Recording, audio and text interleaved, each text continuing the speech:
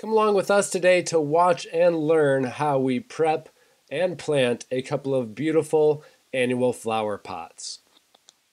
Of course, including in this video is going to be the timestamps of everything that we got going on here. We have the intro, then we have the type of pot, we have the soil and fertilizer, we have the actual plantings themselves, and then we're also going to talk about the continued care and watering of these plants from this point on. So when picking out your container for this project, you can go big, you can go small, whatever it might be, you're going to want drainage holes because we get those wet spells where we have rain for several days in a row. This thing's gonna fill up with water and your plants are not gonna be happy. In our case, it has a little sign right here that says drill here with one hole. While that might be the case, we're not just gonna drill one, we're gonna drill multiple holes in this thing. So we're gonna take a 3/8 inch drill bit. First thing, drill out that single hole. It's got, actually, I don't even know why it said drill here. It had a little plastic piece that pops right out. But nonetheless, we're gonna go through.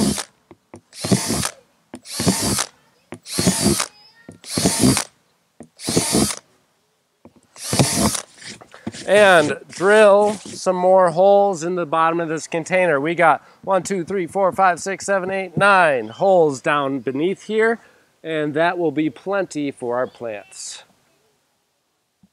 For the soil, since we're just growing annual flowers, these aren't vegetables, these aren't perennials or fruit trees, we're just gonna go with a cheap old Miracle-Gro all-purpose garden soil. And I'm gonna include a little bit of Dr. Earth. This is the Pure Gold all-purpose fertilizer. This is a 2-2-2 formula. I use this in all my stuff because it's something that I can put in my vegetables, in my flowers, in my trees, in my sunflowers. Everything under the sun I can use this fertilizer for, so I don't have to have a bunch of different fertilizers. So I use this. Of course, unless I'm growing like blueberries or something like that, but that's a different story. You might be wondering why I have these logs set off to the side. Well, this is a quick little trick that you can use to save even more money, even more than just cheap soil. If you were to take these logs and put them down in the bottom here and fill up some space, you could really do that up until the point where you get 12 inches of soil that your actual flowers are going to be growing in. So there, we've taken these logs. I could even put a few more here. And that's gonna be taking up about, I don't know, 20% of the entire area of that container, saving us 20% of the soil. Now, usually I do recommend using a more expensive soil if you're growing, again, fruits and vegetables, but with annuals like this, it's really not a worry. I'm not too concerned about it whatsoever. So what we'll do is we'll put the entire bag in there. This is a 1.5 cubic feet, so that's enough to almost fill up this big container here. I'm gonna tamp it down a little bit, and then I will mix in probably a couple more inches of soil, along with our fertilizer that I'm gonna put in at this point. On this fertilizer, it says to put a 1/4 cup per half cubic foot. So here we've got 1.5. So we're gonna put, let me do the math in my head. So we're gonna put about 3/4 of a cup into this soil here. Now, sometimes it would be recommended to use gloves depending on what type of fertilizer you're using. All right, a little bit more soil there on the top. When filling up your pot, just leave a few inches up on the top. That way it will give you room for watering as well as mulching, because after we get these in and they're a little bit more established, we're gonna add in a nice layer of mulch on top. So the flowers that we're going to be planting in here are celosias, we have vincas, petunias, dusty porters, and these are dwarf or French marigolds. Pretty much all of these can just go right into the soil. They don't need any special planting depth or anything. Just get the soil kind of right where it was at, And maybe by chance, if you see any roots on your flower, like this one here, just like that, see how those roots are exposed? Then we're gonna wanna cover it up until this point, maybe about 3/8 of an inch higher than those roots. And besides that, there's nothing really special to planting them, except for just keeping in mind the spacing that you have for each of these. A lot of the times they're gonna call for about an 8-inch spacing. For instance, these dusty porters are 4 to 8. Our vincas are 8 to 12. Celosias are 8 to 10. The marigolds, 6 to 10. But we're really gonna put these a little bit closer than we should. I'm confident that they're gonna do fine anyways, being that this is a nice big old planter. They've got plenty of room for the roots to go down. It's nice soft soil. They're not gonna really have too much of an issue. So we're gonna go about 5 inches apart for all of these. Is that a tick? I shouldn't do that. Next thing that is totally up to you is going to be the arrangement of colors and sizes of your plants. We're just gonna separate them out. You see we've got the dusty porter, the petunias, the vincas, so we've got white, red, orangish, and then orange in the back here. These are gonna be pretty tall. I think the celosias are gonna be tallest, so we'll probably swap those out there. And then in the middle, actually off to the side here, we're gonna be planting Clematis as well, because we have an archway that we're gonna be growing them up on. So we'll be making 2 of these pots in total with Clematis that will be growing up, and that Clematis we're actually gonna store over winter. So we'll be taking these pots indoors into the garage for winter, and then bringing it back outside, and then kind of doing the same thing year after year. So let's just go ahead and start planting these bad boys. Y'all are gonna have a special treat today because my beautiful wife Katie wants to plant these. So here she is planting her flowers. First we're putting in the Clematis. This is the HF Young Clematis. So it's got that beautiful violet color. Violet, you're turning violet. Hey, what's your name? We don't see you on this channel often. It's my beautiful wife, Katie, and she wants to start making more and more videos. Of course, doing flowers and stuff helps her do that as well. And we're gonna include some recipes in the kitchen, right? Maybe.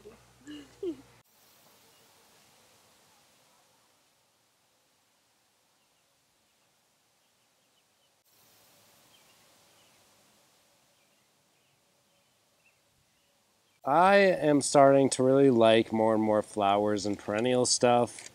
Like the vegetable garden back there, if you're a new viewer, is incredible, and I love providing the family with all of the vegetables we need throughout the summer months, but there's also something to be said about creating beauty in your backyard with other plants like these.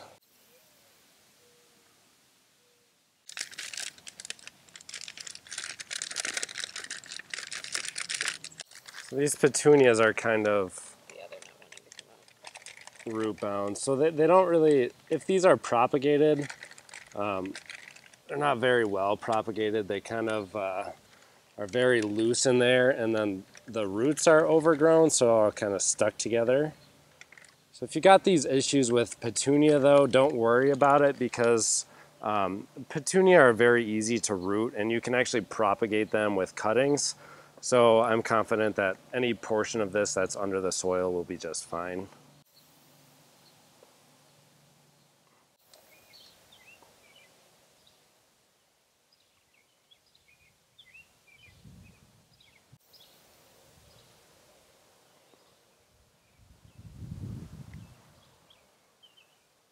One other plant that we're including in this one, but we didn't in the other one, and we didn't show you guys, are these salvias. Annual full sun, they grow to about 10 to 12 inches and spacing 4 to 8 inches apart. Again, like I said earlier, these are planted a little bit closer than they should be, but being such a large pot, I'm not concerned with it. Realistically, I would take out about 4 of these plants and then spread them out a little bit more, but really it's not too bad. If you have it like this, you're not really going to have any sort of issue unless you're in a really, really humid environment and you don't have a whole lot of wind, because that's when we start to get diseases forming. But besides that, you really got nothing else to worry about as long as you have a big pot that they're going into. All right, just a little side note for you. While Katie's getting our second planter all potted up, I'll talk about the other clematis that we're growing here.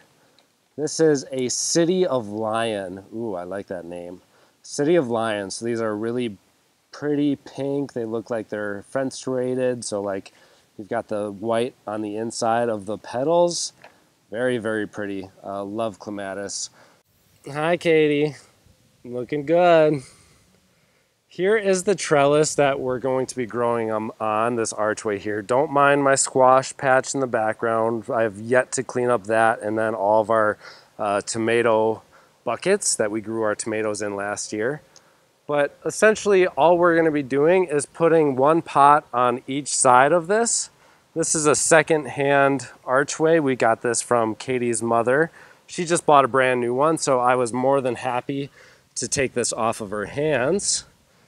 So right now, again, even though it's messy, I think you can get the idea of what we're trying to achieve here. Eventually, we might turn this into our very own little perennial flower patch or annual flower patch instead of a squash patch, just because the squash takes up so much space. You know, I will continue to grow zucchini and possibly even like pumpkin, but I think we'll find a different part in the yard. Maybe. Again, this is just brainstorming. But just wanted to show you where it's going.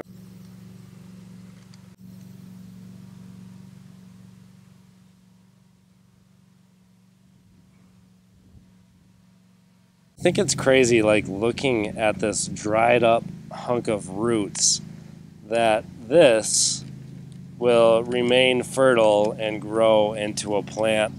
After all it's been through, it's probably been through quite the struggle just getting to here. Wherever it came from, it says product of the United States. Grown from cultivated stock. Yeah, doesn't say where it's grown from, but I'm sure it came quite a long ways to get here. From here on out, we're going to cultivate our own clematis, hopefully if we have success with them. But pretty interesting that stuff like this will continue to grow, but yet we have a hard time growing live plants in our garden.